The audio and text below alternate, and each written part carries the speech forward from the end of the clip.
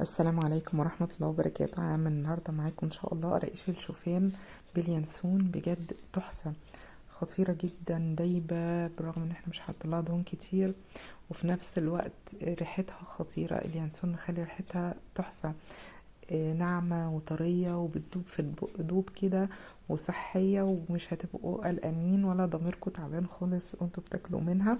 مقاديرها بسيطة وسهلة جدا. اول حاجة معايا نص كوباية من اللبن، عليها معلقة كبيرة من الخميرة، معلقة كبيرة من عسل النحل، وبسيبهم على جنب شوية، بقلبهم واسيبهم على جنب. ومعايا هنا نص كوباية من السمنة البلدي. السمنة البلدي هتدينا طعم وريحة وكل حاجة انتوا عايزينها في القراقيش. وهضيف لها نص كيلو من دقيق الشوفان. انا بجيب دقيق مطحون جاهز، تقدر تجيب الشوفان تطحنيه. بحط لها معلقه كبيره من البيكنج باودر، نص معلقه صغيره من الملح، ومعلقتين كبار من السمسم المحمص، ومعلقتين كبار من اليانسون.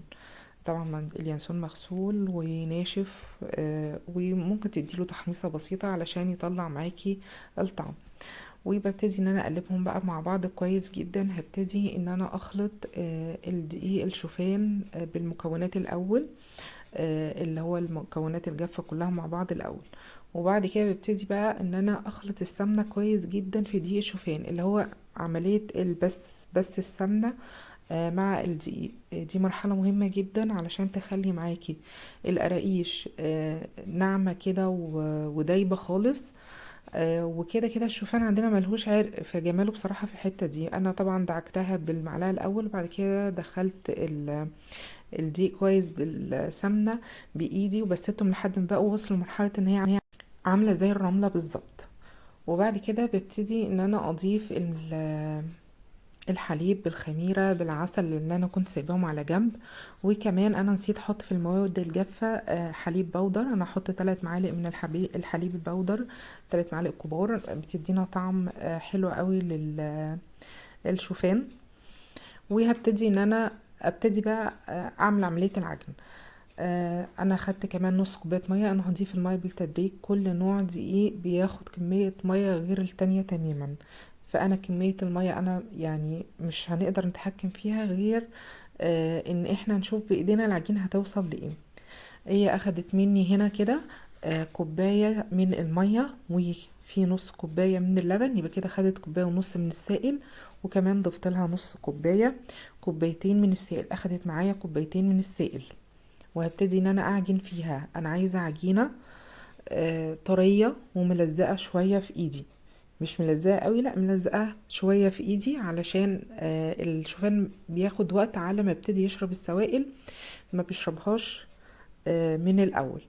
وهبتدي ان انا اعجن. شايفين عجينه ملزقه ازاي؟ انا هعجن فيها واشوف اخبارها ايه لحد ما توصل للمرحله دي معايا. ملزقه حاجه بسيطه قوي، طريه جدا جدا في ايدي. وهسيبها ترتاح مش اكتر من 10 دقايق. اغطيها واسيبها ترتاح 10 دقايق بس، وابتدي اشتغل فيها. هتلاحظوا ان هي بعد ما ارتاحت ما بقتش تلزق في الايد، وفي نفس الوقت طريه جدا. شايفين عامله ازاي؟ طريه جدا.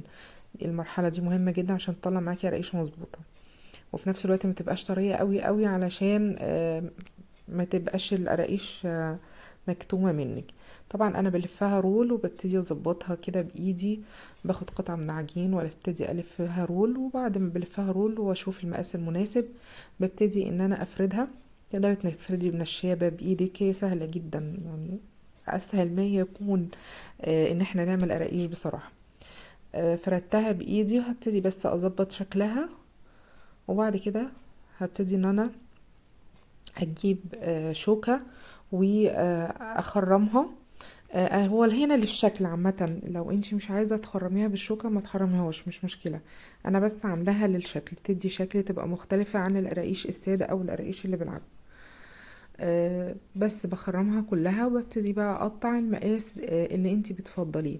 طبعا هنا السمك انا ما بفضلش ابدا ان السمك يبقى عالي بتاعها، يبقى من متوسط لاقل. كل ما هترفعي كل ما تديكي قرقوشه جميله جدا وبتدوب في البق، انما لو سميكه بتبقى صعبه قوي بصراحه لان الشوفان تقيل. فبتقطعها بالحجم اللي انت عايزاه. وبصوا شايفين السماكه دي اسمك حاجه انتوا ممكن توصلوا لها. اقل من كده تمام، اكتر من كده هتبقى مش حلوه معاكم في التسويه. هبتدي احطهم في الصاج وهدخلهم على فرن سابق التسخين على درجه حراره 170. يعني يفضل 170 160 على حسب درجه حراره فرنك، المهم تكون اهدى من درجه حراره الكيك اللي بنسوي عليها الكيك. وبسيبها لحد ما تاخد اللون الذهبي من فوق ومن تحت. انا ببقى مشغله تحت بس، لو لقيتيها خدت معاكي لون تحت وما خدتش من فوق بتشغلي لها الشوايه شويه. ويبقى اطفي الفرن وبسيبها جوه لحد ما الفرن يبرد وهي تبرد معاه، وبطلعها اسيبها في الهواء برضو تبرد تماما. شايفين من جوه عامله ازاي؟ هشه خالص، مش عايزه اقول لكم قد ايه هشه وبتدوب في البق دوب. وصفه سهله ولذيذه وماليه ريحه البيت خير بجد، وفي نفس الوقت حاجه صحيه. يا رب ان شاء الله وصفه تكون عجبتكم، والسلام عليكم ورحمه الله وبركاته.